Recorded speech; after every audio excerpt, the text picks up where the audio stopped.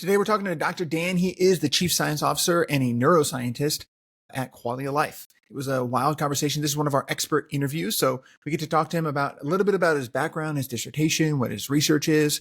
We talk about the future of science and research. We talk about his vision for a human operating system that allows you to optimize your sleep, your exercise, your nutrition, your biometric data, all this kind of stuff to help with your health span so you can live longer, healthier. And then we talk about just the definition of health. What is health? Dr. Dean is a really, really interesting character. We had him on our main show already for Qualia for their stem cell stuff.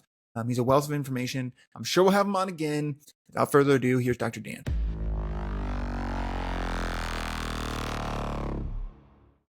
What's up, everybody? Welcome back to the Decision Lab. You might recognize Dr. Dan from a recent main show episode where we were talking about qualia and stem cells. He is the Chief Health Officer over there. So welcome back to the show, Dr. Dan. Thank you so much for having me back on, Cody. I had such a fun time chatting with you last time.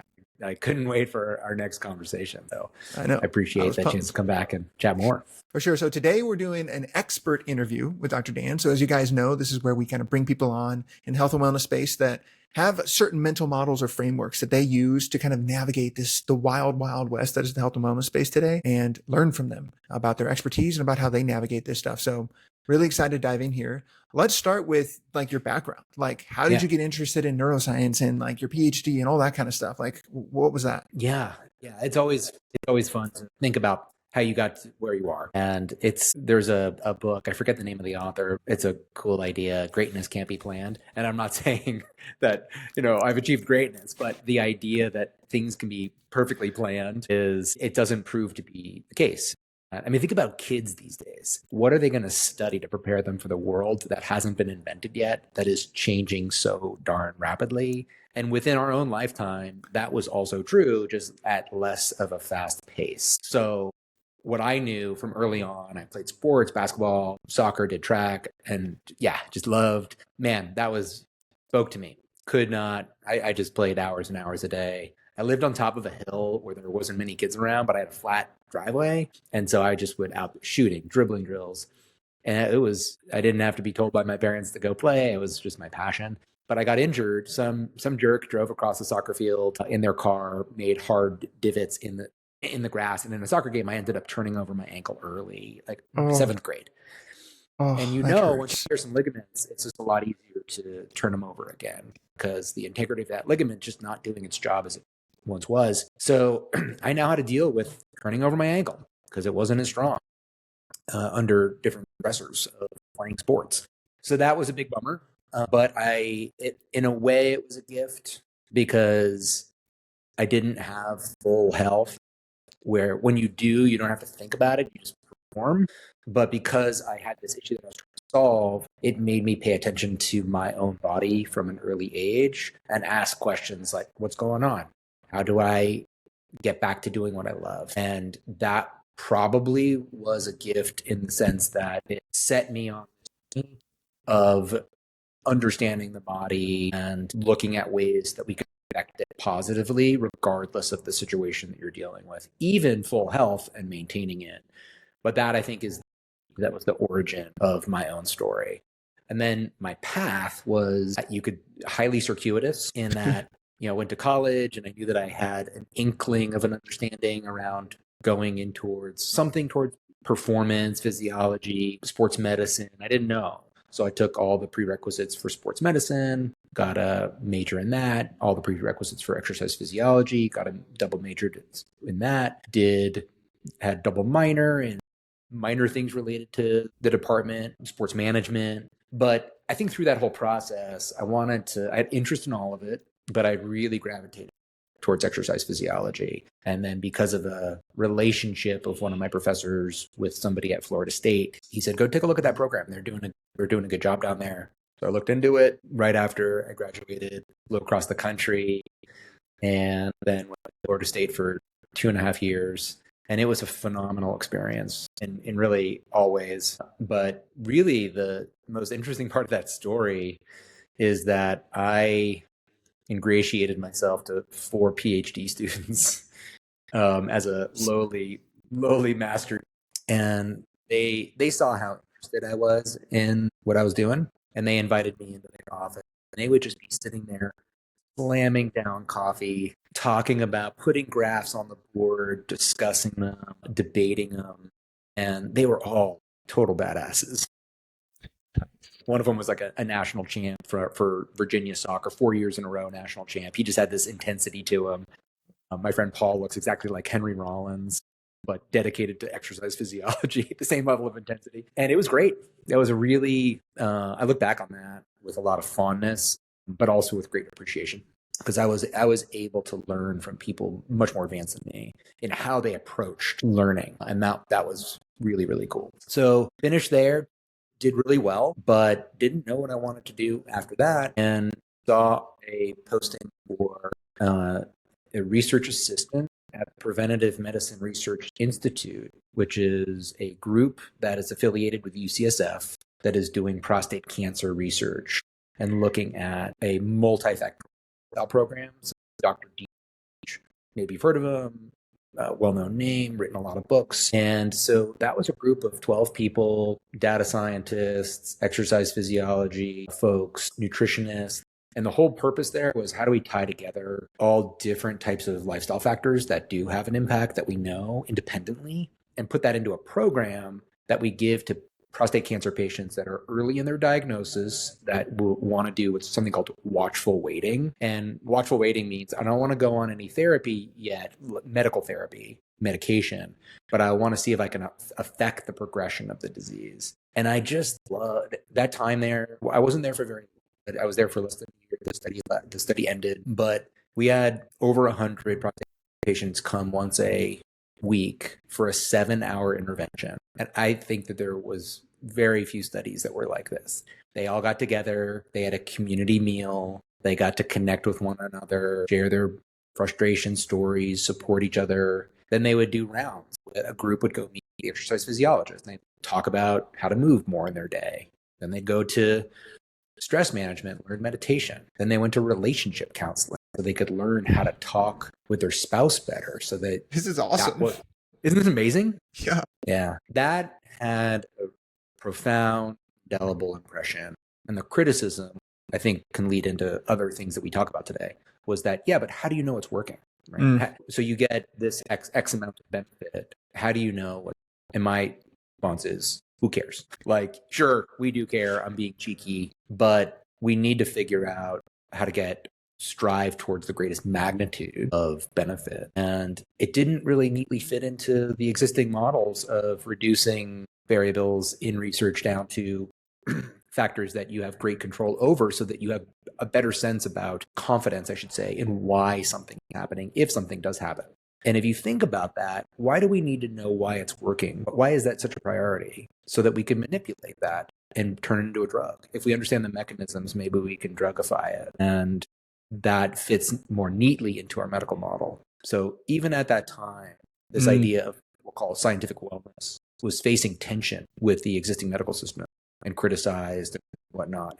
Don't get me wrong, all the work looking to try to identify factors that are positive in terms of a particular therapeutic area, we do want to know that. Our lifestyle program was built on top of that information.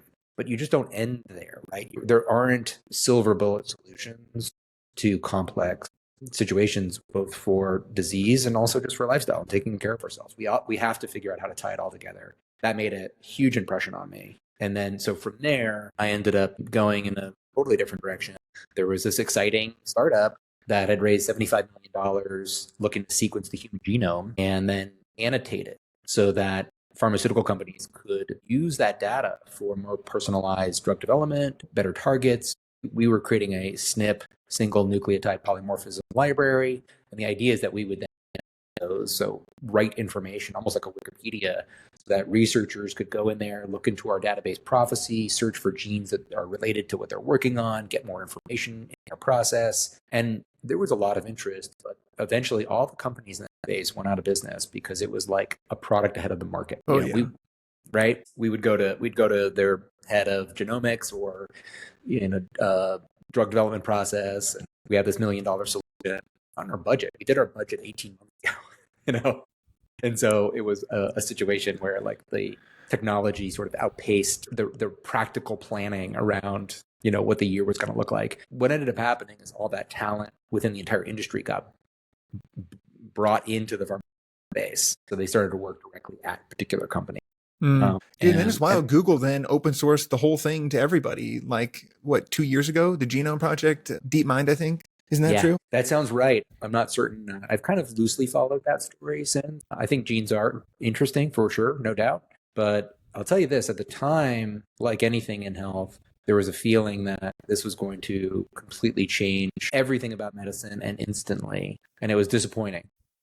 Yeah. At first. Yeah, it would be. It's actually protein folding. That's what Google did, is protein folding. Yeah. Yeah. Yes. Yeah. Not the genome. Yeah. That's a whole different ballgame. The protein folding had never been done before. That is extraordinarily complex. We wouldn't have been able to do it before the technology that we have now that can compute that amount of data with, it would have taken huge timescale difference prior to that. But anyway, yeah. So that was, then we just to continue on that storyline, after it was sequenced, that was a big monumental achievement by humanity. And we were in the race with Greg Brenter's Celera and CBI, which is the national effort from the government, the US government, to try to then sequence it. So it was fun to be a part of that, no doubt. Within the next 10 or 15 years, we started to see companies that were looking at analyzing your DNA to get a personalized nutrition plan, an exercise plan. And I thought of a lot of those, really the first versions at least, as big Rube Goldberg machines. Are you familiar with those? Dude. Like Yeah. The extraordinarily complicated way to do something simple. Yeah. Yeah, so you get your genome, you give it a sample, you get your genome tested. The cost had come down a lot. So you could get it at a reasonable price where these companies could then charge you, let's say, $400 and still have a markup, and you're getting this personalized thing. But the outcome was eat a Mediterranean diet for everybody, right? It was the same thing. There wasn't that many factors that were driving massive differences between you and I.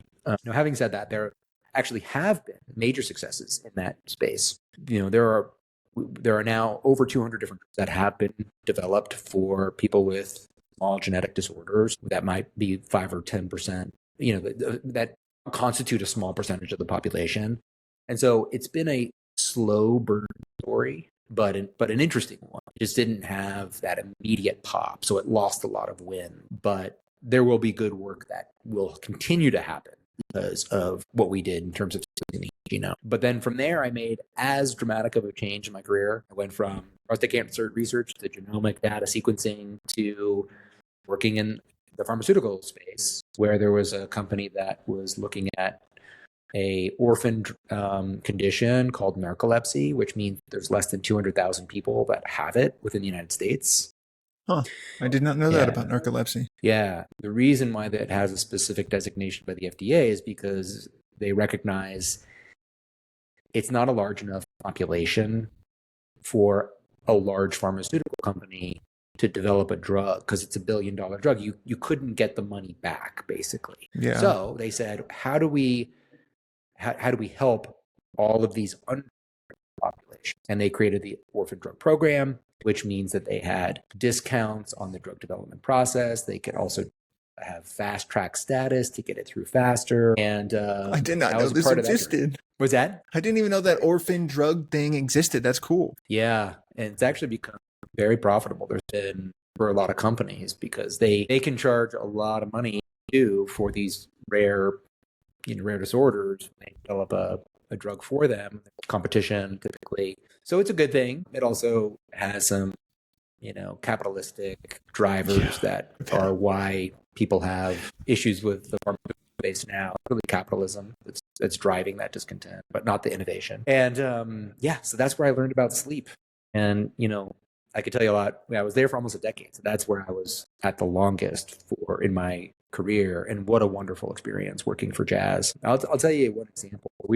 Even though the drug sodium oxybate that we were working on had very unique effects on a narcoleptic. They very quickly, narcoleptic we know them as being sleep. They can get enough sleep over a 24-hour period, but they sleep more like a cat. So they're awake for a few hours, then they have to sleep for a few hours. Then they're awake, then they can go back to sleep. So it's very difficult. They don't consolidate their wakefulness or their sleep. into 16-hour period. And that makes it hard to exist in society. And because they try to exist in society, they often are extremely sleepy because, they've been up for more than 5 hours. And now they're like, it would be the equivalent of us trying to, do some work at 2 a.m. They have that pressure that they're feeling for sleep. And I won't go too much rabbit hole, but that's because they're missing a protein in their brain called hypocretin. Hypocretin is like a symphony conductor that it tells all of the wake network when to be on and play. And without that, you don't have this wake network that is supporting this mounting sleep pressure. So if when you wake up, you're building up sleep pressure across the day, and it's usually counteracted by an increasing volume of neurons that are driving wakefulness, and that is missing. So you have mounting sleep pressure, then you just have to sleep it off. So that's the condition, major impact on people's lives. And this drug that we were working on had an outsized effect compared to what else was available in terms of helping them sleep better and be awake during the day. And so it was fun. It was really fun to be a part of something where you were helping.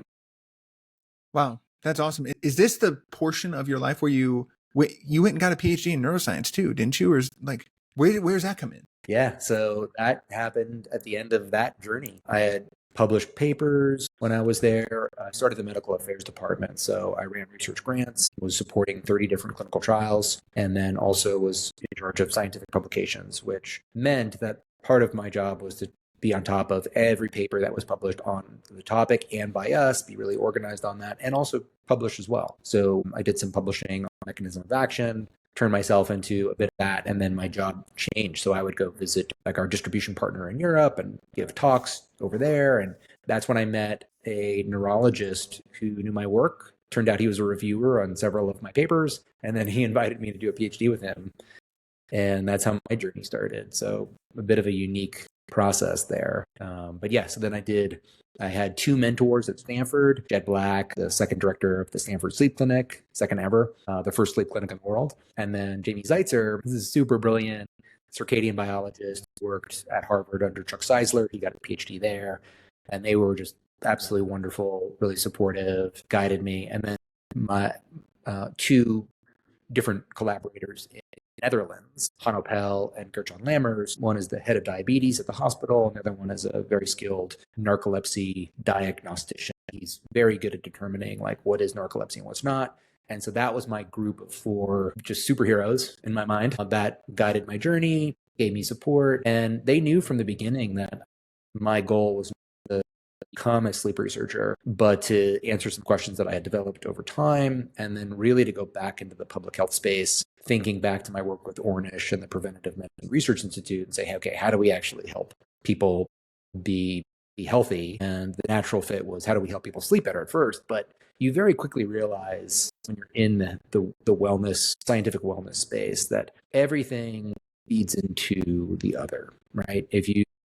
When you exercise, you eat better. When you eat better, you have more energy for exercise. And that applies to sleep, and that applies to environmental exposures, and that including temperature, cold and hot, and sun.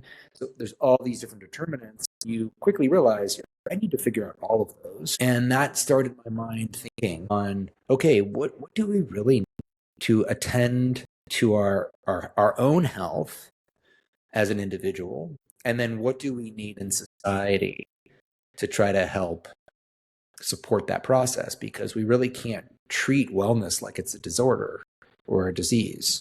We have to train people so that they understand these different determining factors on their health, and then how to form a relationship with those so that they are tilting the scales to be more healthy. And that is a very individual process, because we all live our unique lives. Are you in a suit all day working in an office? Do you have shift work? Do you have young children? There's so many different factors. Do you travel a lot?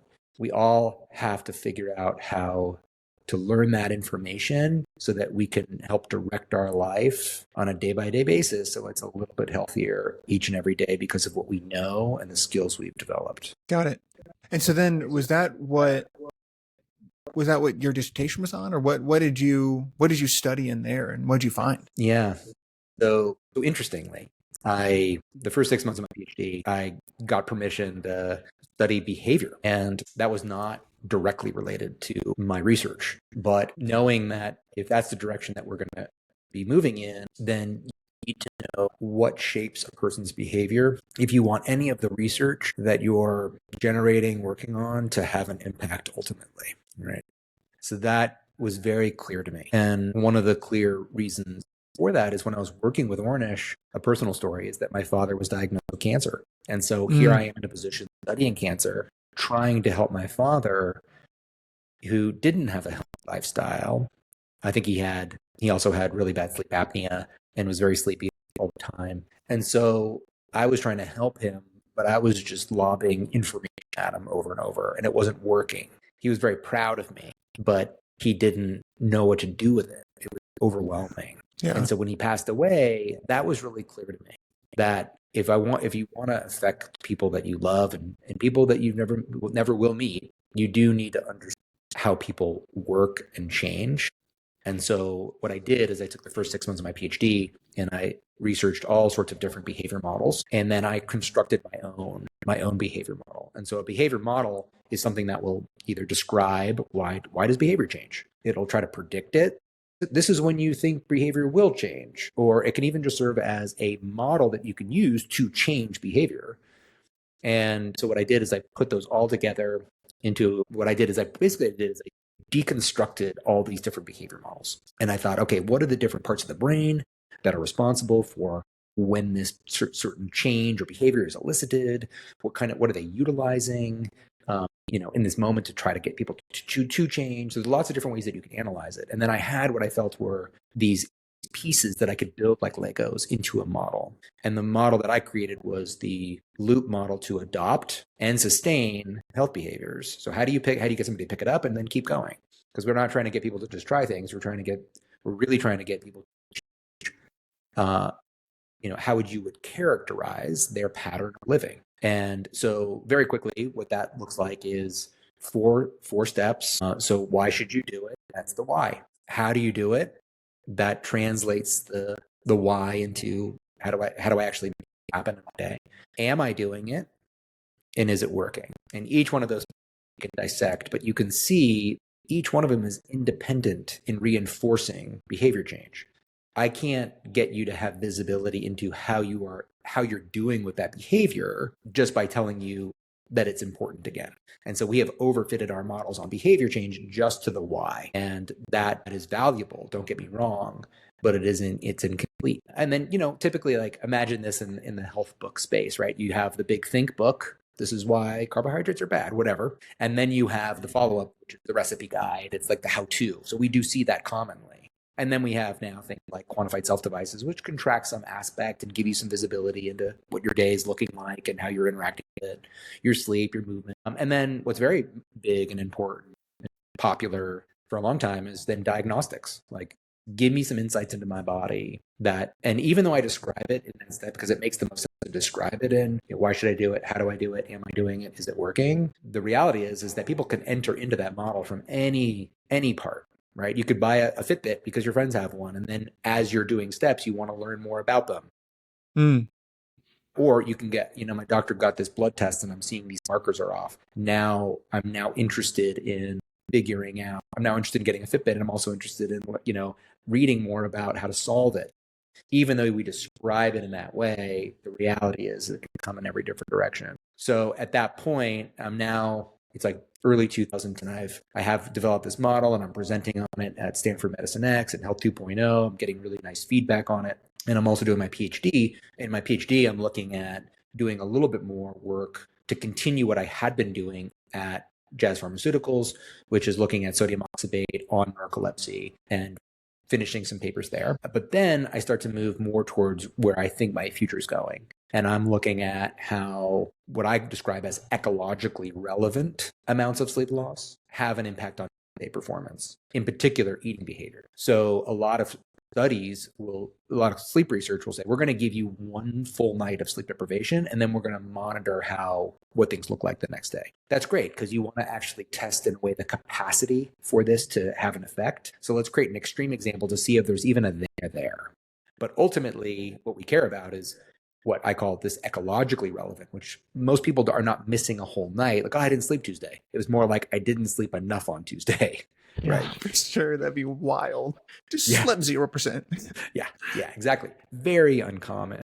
But that's what a sleep study looks like. And so I started to then say, what is really the consequence of sleep loss? Alertness, both subjective and objective. And so how sleepy do you feel? And then how slow is your reaction time? So I did studies looking then at, I'll explain one. It's fun and interesting. So I had people, I did a 50-person study, and I had people come in for a baseline assessment where I did a variety of cognitive tests. And then they were told to come in fasted. And I said, it's important that you don't have any food for the first part of the study. And then they had a break where they had to watch 2 TED videos back to back, same time, same amount of time. And in that period, I put out what I call grazable food. So everything that was in these containers, casually put them out on the counter while they're watching, distracting them with the video. And I'm using intentional misdirection to say, I said the same thing to everybody. For this next part, it's better to be closer to full than still hungry. That's it, same thing. And then I just left the room and I let them watch the video, focusing on the video. And then what I did is I would weigh and measure every one of those containers. And some things were ostensibly healthy, and some of them were ostensibly not healthy. So raw almonds versus gummy bears, about the same size, easy to eat the same amount.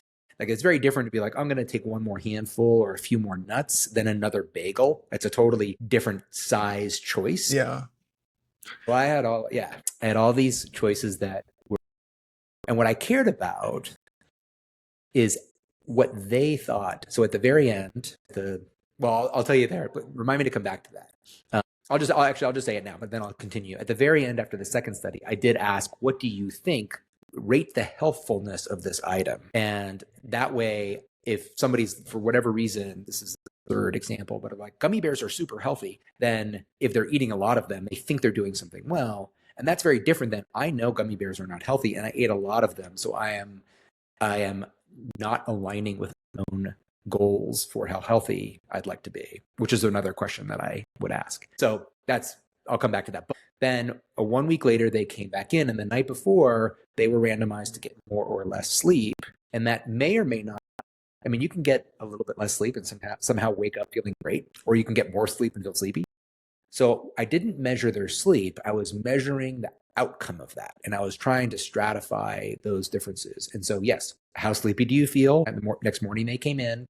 And then we did these reaction time tests, which is an objective measurement of alertness. And then what we looked at is how, under conditions where people got sleepier, both subjectively and objectively, from baseline to round 2, did that change what their eating looked like from session to session, even though they were given the same amount of food.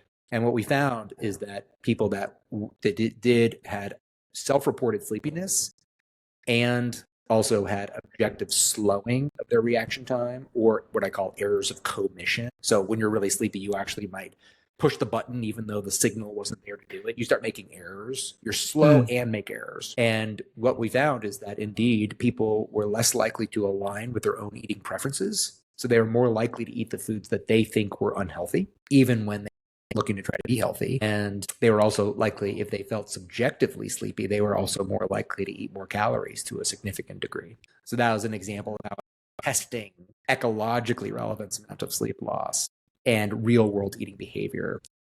So that was a fun study to do. Dang, that's interesting. I think it's way cooler to study those types of things. It's my subjective opinion, I suppose, but I think it just makes more sense. Like, there's 0% chance I'm missing a full night of sleep. But my Whoop tells me, oh, you've got 45 minutes of sleep debt. And that's the real stuff. Like, and there are some days where I have extra sleep debt and I'm like, oh yeah, I can feel it. And other days where I don't. So I like this ecological version that you're describing more in depth. Yeah, probably more realistic. But, one person who was doing similar research as myself is Walker. He wrote Why We Sleep. He's got a lab of 30 people at Berkeley working under him. He's an all-star. He did some very cool studies that I reference in my own PhD work where he was doing a full night of sleep loss, but then he's doing fMRIs the next day to say, okay, how does the brain change in terms of its processing of food? So really good information generated that is interesting from those types of studies. But ultimately, you do need to then say, okay, is this actually practical? Let's test this in a more practical way. And so both are good, but I think not enough is logical side because it can be harder to show an effect. Right.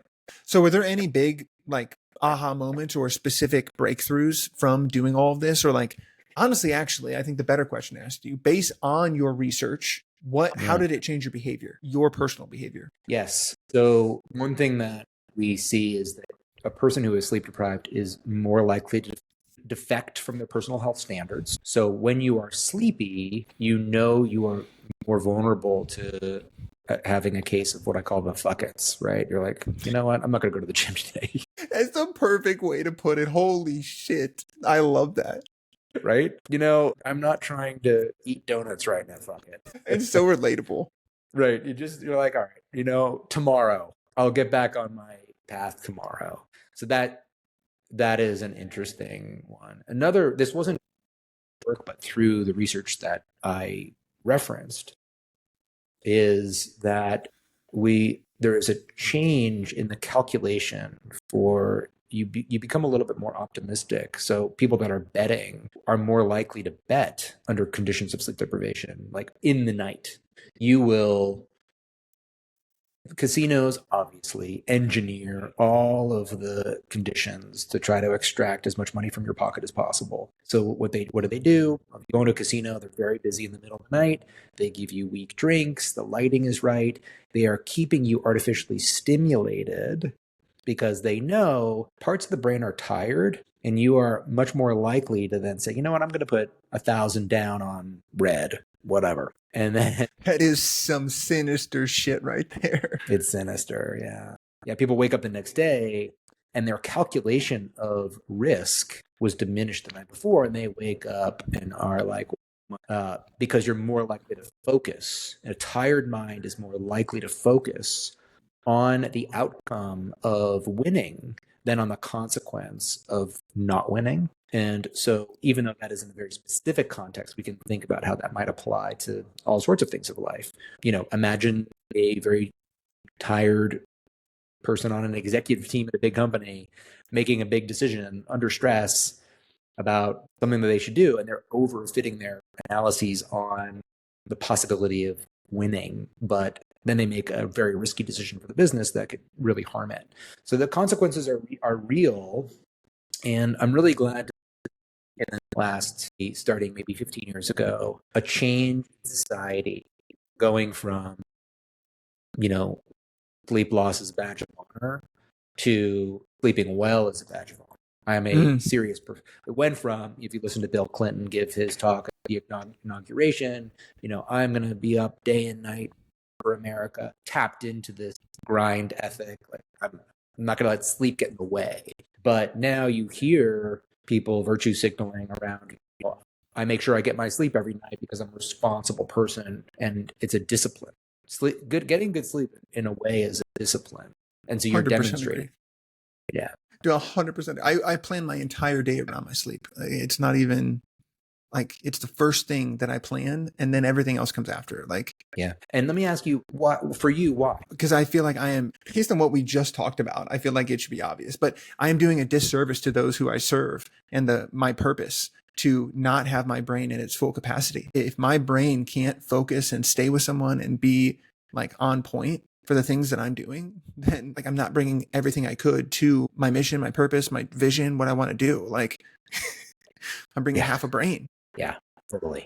And when you connect with that feeling of getting really good sleep, even just for one night, particularly for like a couple weeks in a row, that is in itself a wonderful, I don't know, I'll call it reminder to focus, to do these things right. Because the way that you feel, like, oh my gosh, all of my functions are there, right, on full force. And that is an addictive feeling when you can connect to it. And so what I've typically tried to do working with folks is help them connect with that. Like, let's give it 3 weeks.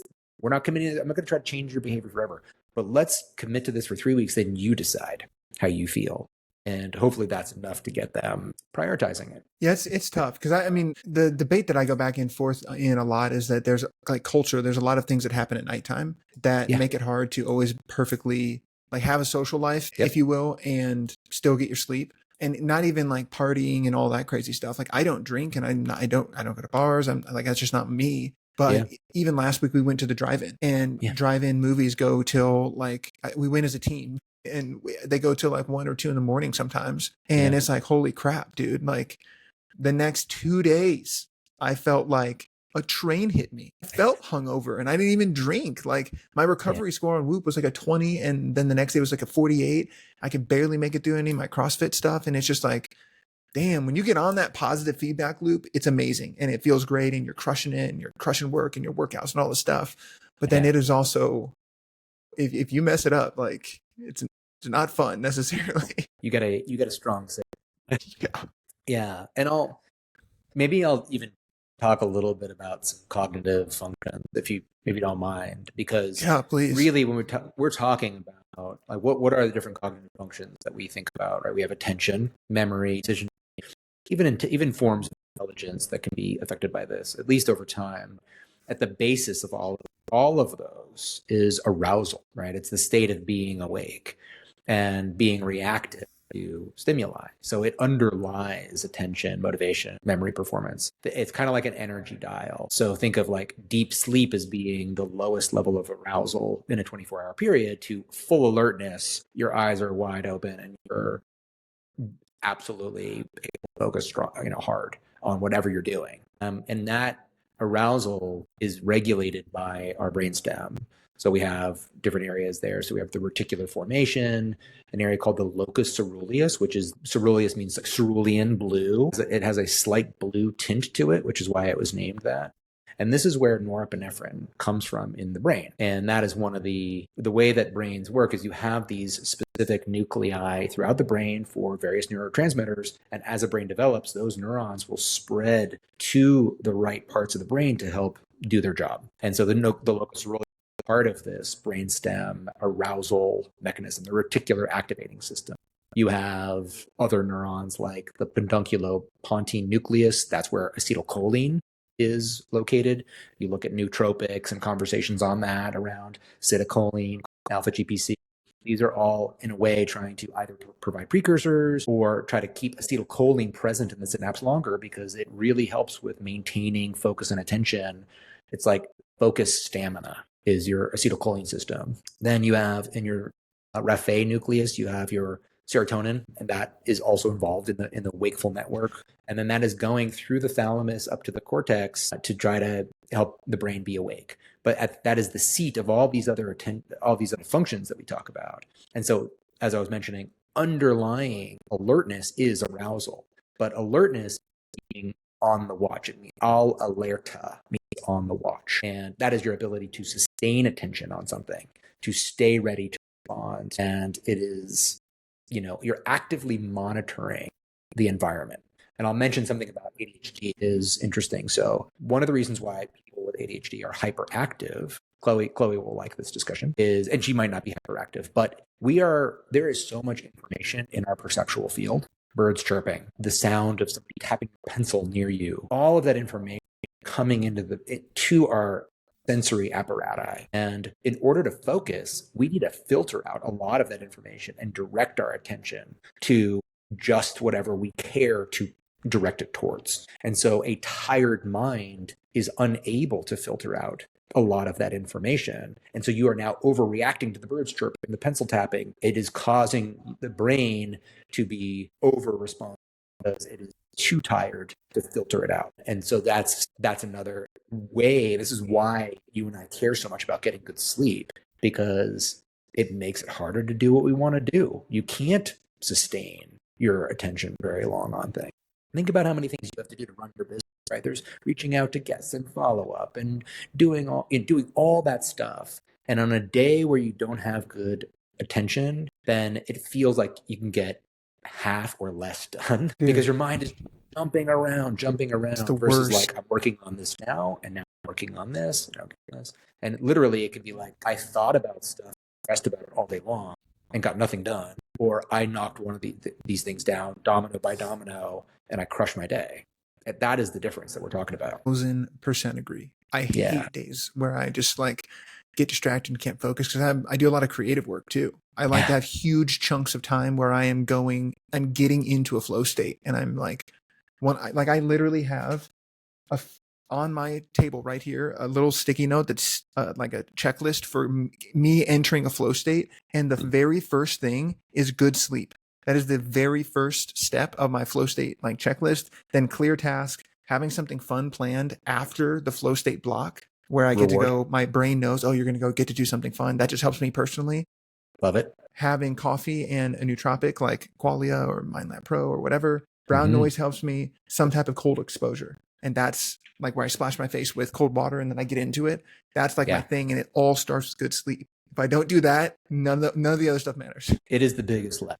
It's the biggest. And I love 100%. I love that. Appreciate that. Something I'm curious about real quick. You were talking about these nuclei and different things like that. And you were explaining how neurons sprout out of them. Something I'm curious about, like a super specific neuroscience question here is, sure.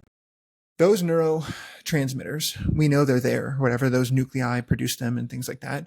Are they, what you just said made it almost sound like neurons, acetylcholine producing neurons or whatever, or dopamine producing neurons stem from that, almost like they're branching out like a tree would or roots would out to these different areas. And so that nuclei is holding like the base of that. I'm not being anatomically perfectly correct here, but it's holding those nuclei, and then almost like a straw. Is it kind of like straw where those neurotransmitters go through the cell body, the axon, the dendrites from that nuclei, and that's how it kind of gets there? Or do those nuclei release the chemicals into the brain in general, and those neurons, how does that work? Yeah, so the neurotransmitters themselves, and you're right. So those neurons are, if you're talking about a neuron that is releasing dopamine, you will add the ergic term to the end of it. So it's dopaminergic, or if it's acetylcholine, it's cholinergic, or if it's serotonin, it's serotonergic, or if it's histamine, it's histaminergic, right? So all that is what that is meaning is that those neurons are making and releasing at their synapses with other neurons that neurotransmitter, which is then affecting the behavior of the neurons that they are in synapse with. And so are those coming from the nuclei? Like their origin, where they're getting that dopamine is all the way back at the nuclei, even if they're way across the brain? They can be made locally. They can be made actually in the neurons where the synapse is happening. And because then they are, if you think about it, that there's all sorts of ways that system is manipulated by the body and sometimes by chemicals. So that you have, if you imagine, there's one neuron and across this chasm is another neuron, right? That's your synapse. So then these vesicles, that is like a packet of information of neurotransmitters, is released by the ergic neuron. Let's just use dopaminergic. It's released by that neuron, and it is going to travel. It's going to get into that synapse. That packet, that quanta, it's called. There's a quanta of neurotransmitter that then will make its way over to the next neuron where there are receptors, and then that is going to affect the behavior of those. We have different transport mechanisms. So there is ways for a neurotransmitter that's in the synapse to be taken back up, or its breakdown products to be taken back up, and then that can be used as the precursor to synthesize another functioning dopamine molecule. You can have blockers, so that is preventing the uptake, right? Because it binds to those receptors. Then what happens to it? Well, you can keep it in the synapse longer by blocking the reuptake of that, or you can facilitate the reuptake of that. There's all sorts of redundancy and quality control mechanisms that are happening, and drugs sometimes nutraceuticals are manipulating some aspect of that. They're trying to then help the body have enough precursors to synthesize more, or they're stimulating more release, or they are blocking uptake, or you're clearing more uptake. There's all different ways that the body is now able to, that we now as humans can try to learn how these systems work and then manipulate it in some way that is nudging it towards an outcome that we like. There are certain receptors, so there can be like 5 different types of receptors on the receiving neuron, and some drugs are binding just to those types of receptors. But yeah, all of that proximal neurochemistry is affecting the quality of our experience day by day. But at the root of that is having those communication signals occur in a really clean way. And when you're sleep deprived, the system in a way becomes less sensitive to that whole mechanism working as effectively as it can. So there's more inflammation in the area, and you feel there's more, which means that it's harder for the body to both release it. The receptors are less sensitive, uptake mechanisms are altered, and so yeah, you're feeling activity by like reduced function, right? Reduced information processing, alertness, arousal. And so that's why we feel this so acutely. We get a good night's sleep multiple days in a row. We are well aligned with our circadian rhythms, just feel sharp as hell. If we can create dopamine and acetylcholine and things like that further away from these nuclei, what is the point of the nuclei in the first place then? Like if it can be made in other areas, why do we need the nuclei? Well, it is basically where if you think about the development of a human brain, it's starting from these origin points, and then the neurons, I really like to use the term you use, think of them as roots. Those roots spread out. So if you're looking at dopamine neurons in particular, you have tracks. You have your mesocortical limbic tract, your mesocortical tract, the nigrostriatal tract, which is seriously affected in, for example, Parkinson's disease. But that's all of those tracks determine where those neurons go, and where those neurons go are determining their function and what they're doing. And so with, for example, motivation, that mesocortical limbic circuit for dopamine neurons, dopamine has a part in fueling the energy motivation, which is the energy to go take action on a thought. And then that will also have an impact with the outer layer of the nucleus accumbens, which is the reward. So the reward motivation circuit tightly connected, and that really helps us live life. Without that feeling of even minor amounts of reward and motivation, people that are ahedonic, like with depression, it's very difficult to do anything. And the simplest thing is so hard to do, and it is a very brutal outcome for folks that are mired in the depths of that when they are in there.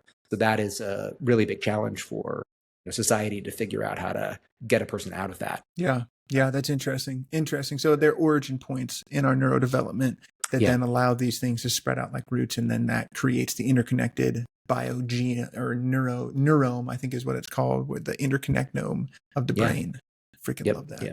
So all cool. Going to the right areas, all connected in the right way to basically take this, we talked about it last time, these 37 trillion cells, and the brain is acting as a control system that then helps orchestrate all of our activity, getting food, survival, mating, and all the different ways that those primary drivers of behavior are, manifest themselves in modern society of people living together and trying to be good people, do good work. Yeah. It's like our little operating system.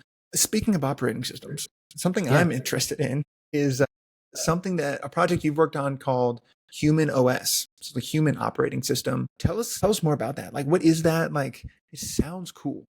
Thanks. So this goes right back to the behavior model that I developed. So as I made that model, I thought, okay, well, how can we operationalize that into a tool that helps people?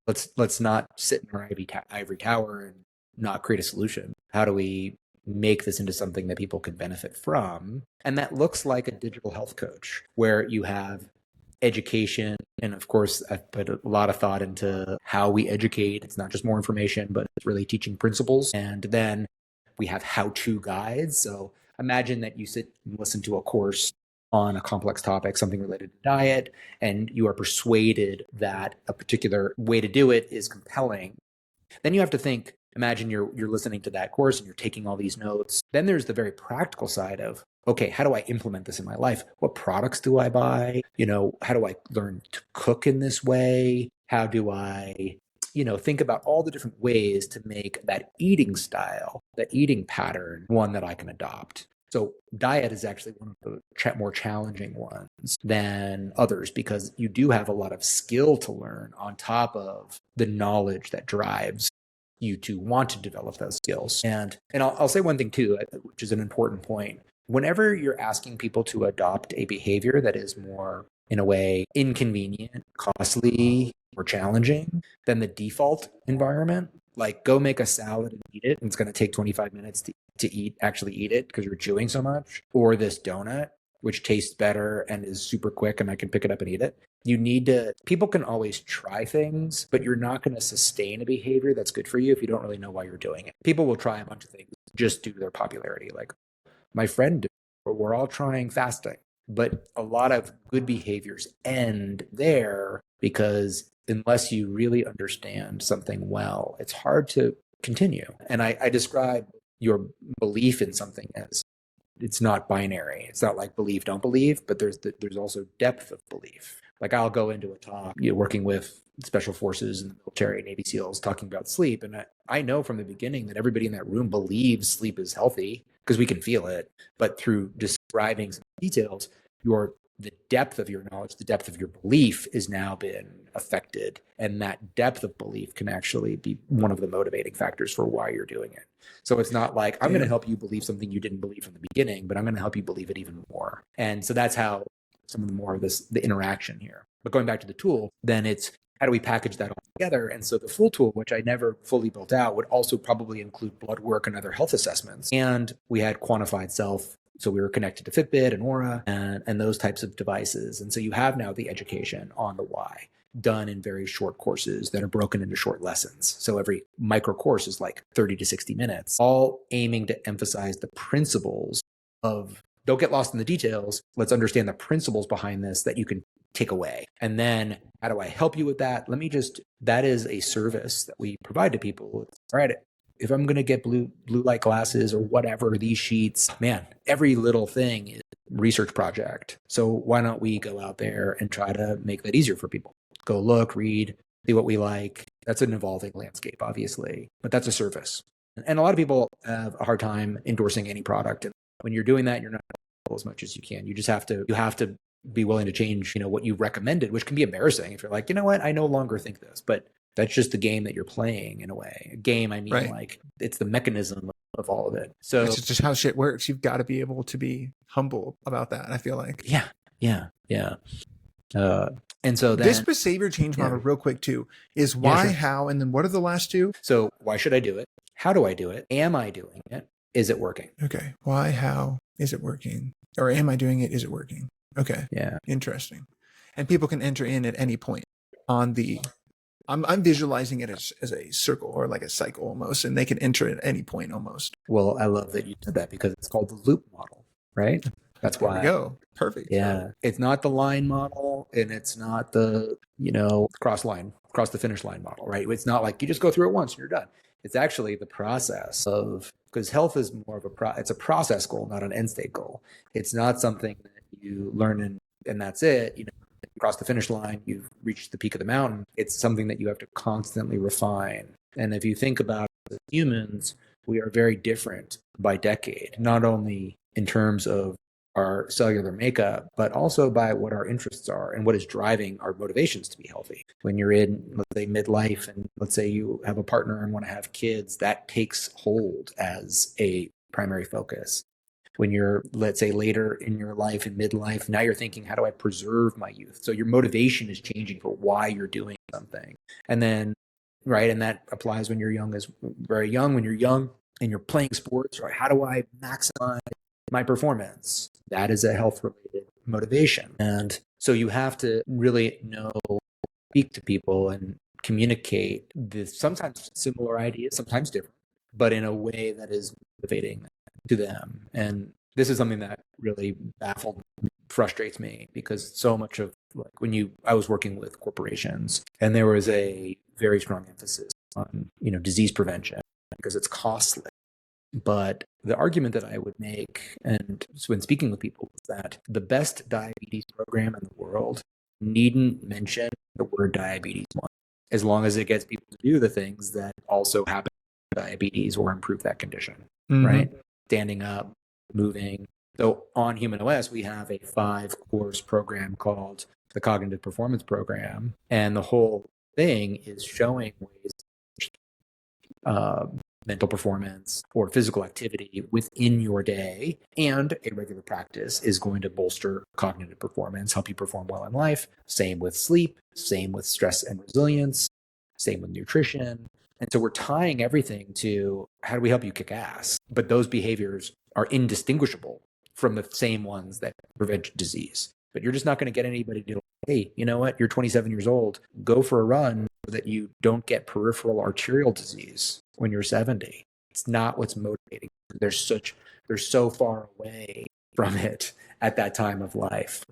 Yeah, no, that makes a lot of sense. Where does identity come in to this loop model, in your opinion? Because that's when I'm working on behavior change with people, it's the power of identity is insane. And I want to try to start running. It's like I am becoming a runner. It's like that becoming process. And I could see how the loop could drive a new identity, but how do you think about that? God, I love that.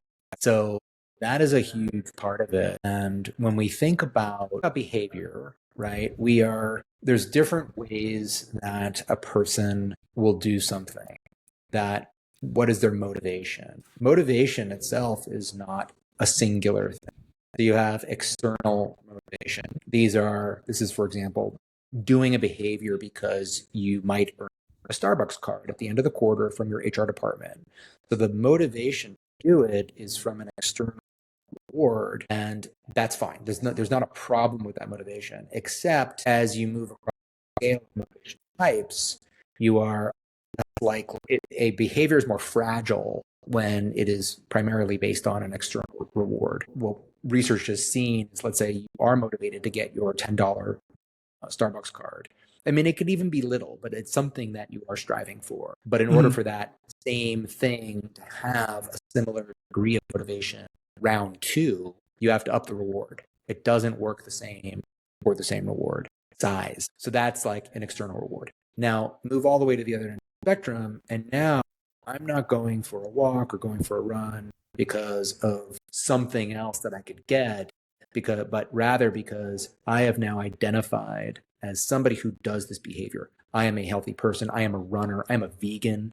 Like, it is a part of my identity. And not doing that is living out of alignment with who I imagine myself to be. So, it's raining cats and dogs and nobody's driving on the streets. Okay, I'm going for a run because you can't stop me. There's no way. And typically a lot of those people have connected with the very positive feelings that being healthy confers. And that's one of the real advantages. Like, the best way to get people to do exercise, get them start doing it and getting them exposure to these behaviors that are naturally reinforcing. You do it enough times over a couple of weeks, now you're like, I'm into it. This feels good. I love my routine.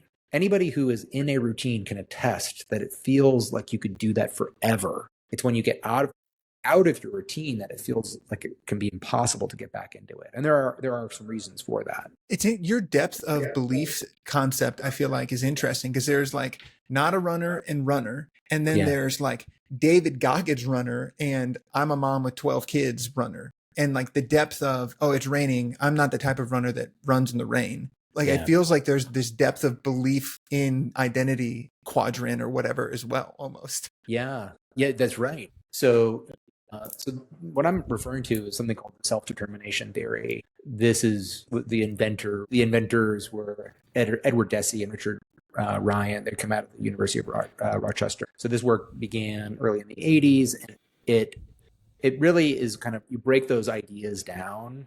So it's autonomous, which is self-driven, or that is like the main goal of what we're trying to do. The reasons you're doing is more self-driven than external driven, right? You want to have autonomous motivation. And part of that autonomous motivation is the understanding what you're doing.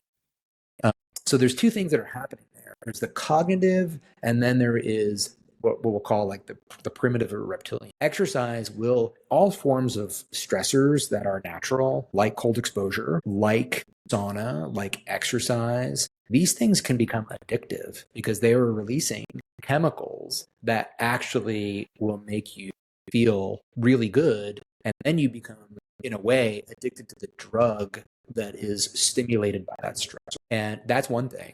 But oftentimes, the people who become runners are, if you go to their homes, they have, Runner's Magazine on their counter.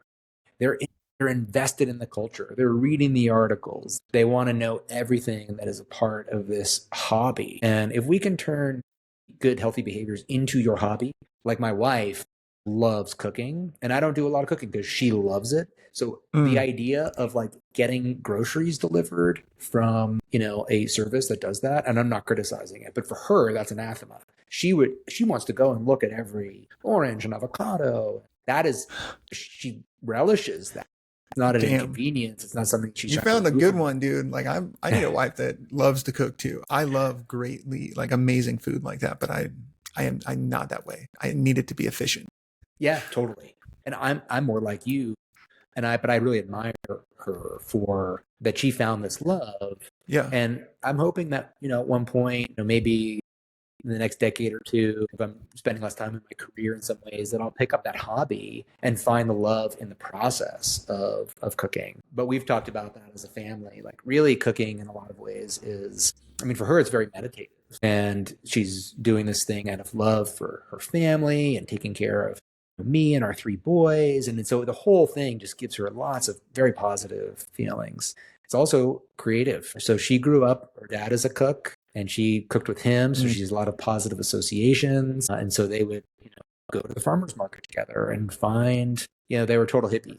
Her family and her father, they just lived by the earth. They grow their own vegetables. They go down to the dock and talk with Don Murch and get fresh fish from the ocean. Like it was a really cool existence.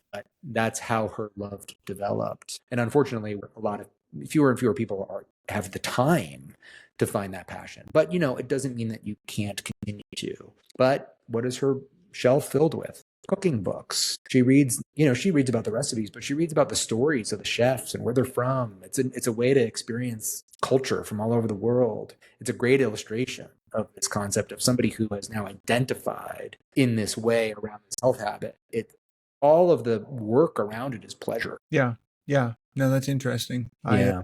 So then in relation to this health OS, there's supposed to be supposedly moving people towards this thing that we call health. Yeah. Which I know this is a topic you are extraordinarily passionate on, is like, what the fuck is health? Like, what does that even mean? What does it mean to you? What does it mean to me? What does it mean to the world? Like help us dip our toe into this concept of what health is. Yeah. So remember when at the beginning of this talk, I was chatting, you're like, why did you get into health? And I had this uncomfortable experience of turning my ankle over, which was a real problem at the time and got in the way of me doing a hobby, but it was maybe a gift. I've never thought about this connection before, so right this second. But something very similar happened in that I was giving a talk at a company, and a programmer, right in the beginning of my talk said, since you're giving a talk on health, what is health? And it was by design, I'm very clear, to try to throw me off, and it did. And I did my best to answer at that time, and I was so unsatisfied with my own answer, even though it probably sounded okay at the time. I knew it wasn't. And I was like, gosh, this is my career. This is what I do. And I can't answer that quote unquote simple question. And it turns out that there is an entire philosophical world around this question that goes back to the time of Aristotle, at least, pondering this deep question of, what does it mean to be healthy? Oftentimes intermixed with medicine, right? Because that's like trying to heal the issue. Along the way, pondering what is actual health. And so after the Second World War, the World Health Organization was formed. That at that time, they brought together 53 constituents from different countries to have representation there and say, okay, let's start with what health is, and let's provide a definition. And there, of course, had been definitions previous to this, but they said, we're going to now establish the definition. And it was basically, I'll try to paraphrase because I haven't memorized it, but health is complete physical, mental, and emotional well-being. And that idea, complete, threw people off. Like, it's just another random word that is so subjective. Yeah. Well, what it made it feel is that nobody's healthy, and it's just an aspiration, right? Because who can say that you have complete physical, mental, social well-being? Right. It feels And like that makes it impossible to achieve. But that may be yeah, also the thing. Like maybe health is a verb, not a noun. It is something yeah, that you do instead of something that you like find on top of a mountain somewhere. yeah. And I think it actually perfectly reflects the time. We just emerged out of this devastating global war, and the World Health Organization was aimed at this, was very aspirational. How do we now never let things like that happen again? But also, how do we come together to affect the health of the world in a positive way? And we're going to strive towards optimal perfection, complete. And so I think everything about that moment tells you what you need to know about that particular definition. But a good thing about it is then it stimulated a conversation around, okay, well, what is this? There were papers on it, there were thinkers. And then Christopher Boers wrote in the 70s a really important piece of paper, which was the biostatistical model of health and disease. And so in that really shaped medical model, because what he said is, now this is too squishy, that definition. What we need to do is create something that is something that we can actually, that's operational, something that we can work with. And so if health is sort of the natural functioning that is designed by natural selection for a particular function, then disease would be the lack of a natural function to perform its function, a functional activity to perform its function that is statistically different than normal. So now if you think of a disease, you have a marker that is outside of what is normal for your group, your age, gender, sex, sometimes race. And that is how we then have categorized a lot of diseases or disorders. And actually, it's quite useful. Like, I don't know if there's a better model for medicine. Like, what are you going to treat then? If we're talking about sickness, how are you going to assess it if everything looks normal? That idea has been applied broadly. However, I don't think it is the most encompassing version of health. And so I've come up with my own model that I'm going to be publishing in my book. And I'll mention it here, but it's so rich. It takes a second to get through. Really, that health is the total of all physiological processes that enable life. So health is in itself most synonymous with life. And so not only is it all these processes that enable life, but it is also the ability of all of our systems to maintain their optimal design, right? To maintain themselves. Interesting. And adapt to anticipated needs. So this second idea of maintaining their optimal design is the concept of homeostasis, right? That is what we're talking about there. And the addition of and adapt to anticipated needs is what Peter Sterling introduced when he said the body is not just trying to maintain itself, it's also anticipating what's coming and able to adapt. So the homeostasis calibration is constantly moving for where the brain thinks the body is going to be. And so that allostasis model is essentially a tweak on top of homeostasis that he felt was, and got great traction towards, as being actually more accurate. So those are the first couple of ideas. Then your immediate health status is shaped by the individual's historical experience. So every experience that you've had in your life has shaped who you are today. Now, that could even be, and also it can strain what your future health possibilities. And the example that I give is, hopefully this never happens, but let's say you lose an ear, right? Some weird accident. All future versions of yourself will be earless. And that's a very visceral example that you can see how the experiences that you aggregate and accumulate in life are kind of shaping and saying what's possible going forward. So if you spend all of your career becoming a huge power lifter, you could look extraordinarily different putting yourself and being like an ultra marathoner. That's another visceral, visible example about how the stressors and experience of life can create a very different outcome in terms of who we are, what we look like. And of course, all of that is happening well. And then the healthfulness of one's immediate environment. So how healthy your environment is determined by how well it mirrors what you're adapted for, right? That our physiology has been shaped over long swaths of time to be calibrated for particular behaviors and environmental conditions. And an example that I use is that the Greenland shark can live 272 years or whatever it is. There's some estimates it's even longer, but it can't live for 27 minutes out of water, right? Its biology, which is the same cellular eukaryotic biology that we have, has been shaped to a very specific environment, just like ours. Also, what someone is adapted for changes by age. So as we get older, we have a more narrow range of environments that we can thrive in during aging. And this was work that's been done primarily by, not primarily, but led primarily by Professor Michael Rose, distinguished professor of evolutionary biology. He just recently retired, top living evolutionary biologist alive today. That shows people respond differently depending on to environmental inputs, depending on where they are in their life history or their part of the lifespan.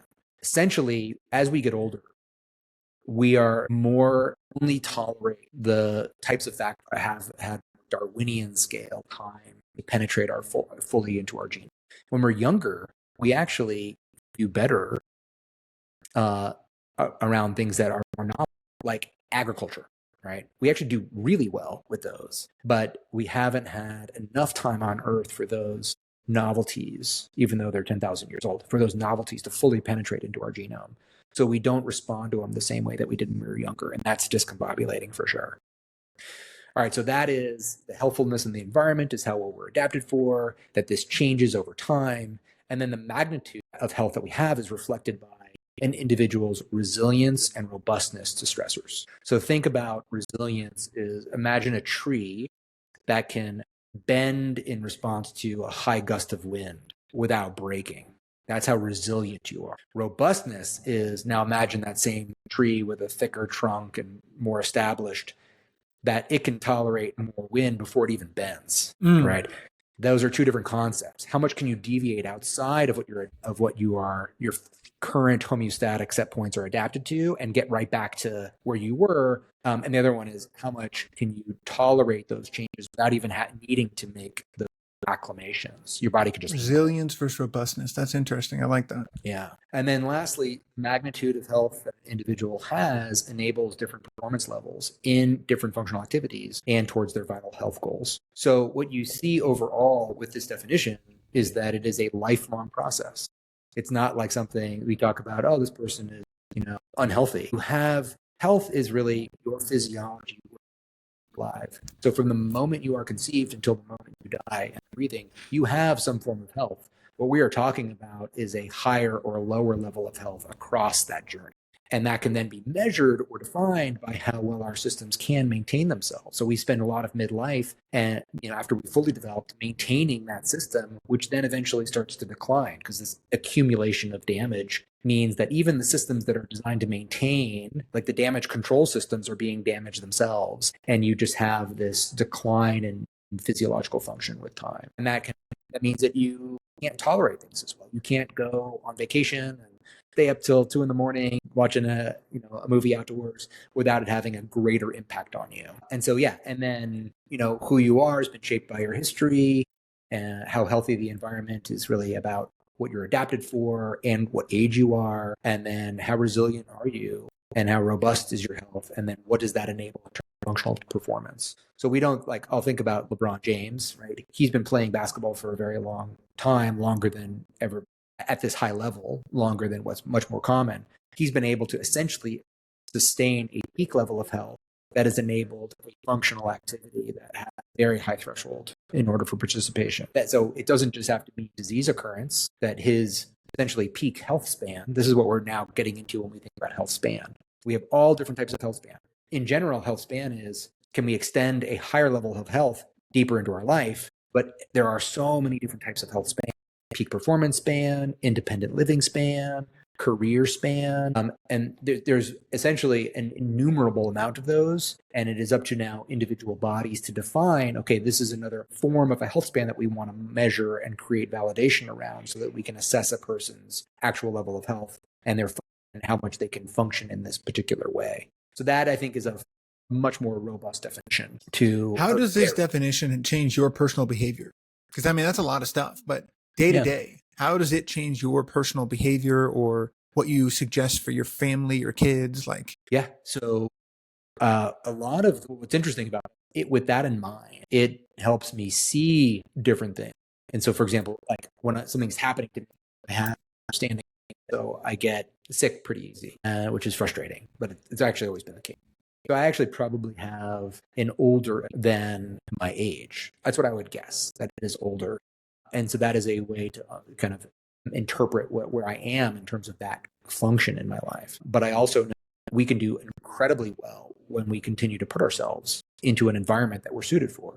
In fact, we see people that are very healthy into their 70s and 80s. And for those people, they look like genetic outliers. For whatever reason, they're doing a lot of things right, whether it's conscious, which conscious choices are wellness, or subconscious, which is circumstantial, coincidence, good luck. And those factors are conspiring to help that physiology what seems to be remarkably well for them to be an outlier. And so, so that when I'm, you hear all these things that are coming into the new technologies like red light and sauna, right? They're helping us get access to a health stimuli that is not automatically present in the normal modern environment with us sitting inside for the time that we do. And so now I kind of try to interpret new technologies as, okay, how is this filling that we're not automatically getting, and help, even if it's highly technological, it's actually helping us live, interestingly, a more healthful experience or a healthy lifestyle. That's another way that What's your vision for this model? Like, what do you hope it helps people do? Like, you're going to write a book on it? Is this going to be something that you integrate back into the HumanOS that you've been working on? What's your vision for how this affects the world? I mean, my vision overall is that we don't get enough training on health, and yet there's an enormous amount of money that is spent, an enormous amount of conversation. We all recognize that it's invaluable, but it's up to us as individuals to try to seek out how to be healthy ourselves. We don't have the level of support that we need. And the more that modern life is altered from our default environmental conditions through technology, then we need to figure out ways to counteract each and every one of them. The cell phone was introduced in 2007. Now you have kids growing up in this generation native, and it is a serious health risk for mental health. What is more rewarding?